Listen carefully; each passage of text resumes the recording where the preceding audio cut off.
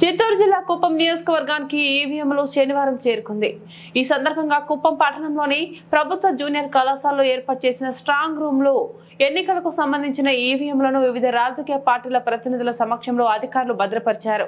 మే 13న జరగనున్న పోలింగ్ కోసం కుప్పం నియోజకవర్గానికి అవసరమైన ఈవీఎంలను స్ట్రాంగ్ రూమ్ లో భద్రపరిచారు.